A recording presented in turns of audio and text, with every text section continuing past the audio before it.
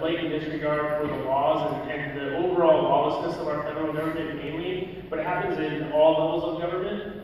I also want to thank you for voting no against the NDAA indefinite detention, which we became the first city in the state to block it and the first county in the country to block it.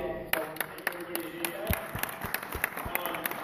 But that doesn't speak to what you've done since voting no. There hasn't been any efforts that I've seen to stop it here in Idaho. There hasn't been a calling out, any articles written, or any reach out to any of the local representatives here, letting them know that this is an issue. And there's a lot of other unconstitutional agencies that are going around, ATF, there's a ton of scandals, you call them scandals, but they're blatant disregards of the law.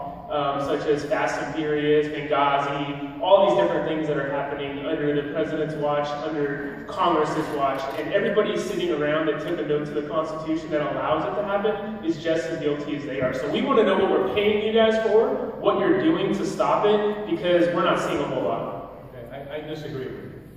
Not only did when I voted against the NDAA, I was one of 3 or 4 people who voted against the NDAA in the Republican Party. I can't remember the exact numbers, so don't quote me on that, but it was a very, very small number. We have actually increased that number every year when the NDAA has been up for reauthorization, and we have actually had more people actually think about the issue of indefinite detention. We also created a Liberty Caucus in the House of Representatives. When I first went to Congress, there were 3 members of the Liberty Caucus that deal with all these issues that you're talking about. Now we have over 35 members of the Liberty Caucus. We keep growing. We can't solve a problem that people have been ignoring for centuries, for decades, overnight. But one of the things that we did do, this last vote that we had on spying on people with the NSA, we actually won the vote with a coalition of Republicans and Democrats. It's what I call the wingnut coalition, where the right wing and the left wing actually get together who care about issues of liberty, civil liberties, and other issues. So we're actually growing a coalition in the House. So I really have to vehemently disagree with you that we haven't done anything. We continue to work and we continue to grow our group in the House of Representatives. That's all I can do. I can only try to convince more and more people that these are issues that we should care about. I have a bill that deals right now with incarceration. I think we have too many people in prison. I think we take people's liberty away from them, especially for nonviolent drug offenses. That bill is actually growing a coalition right now where you have people like Heritage and the NAACP working with me trying to get that legislation passed.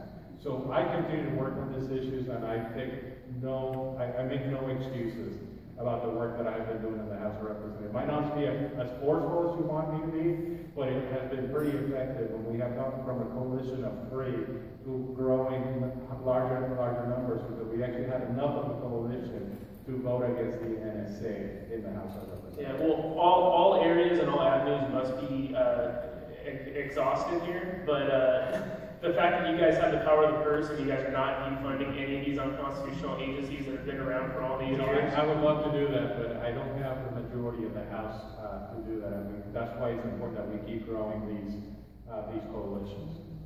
There's nothing more that I can do. I have to grow. I have to work with the members of Congress. I can't force members of Congress to go a certain way.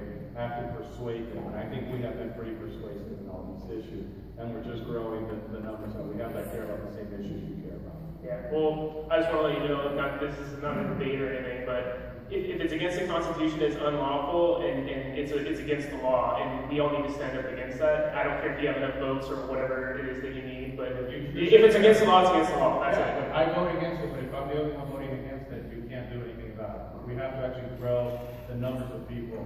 Because I vote against a lot of things. In fact, the media always attacks me because they say I vote no too often, and I vote no all the time. So, but I can't be the only one voting no. We actually have to grow the majority in the House of Representatives. All right, thank you. Well, if you can get a bill going, that'd be great. Thank you. Thank you. Next one is William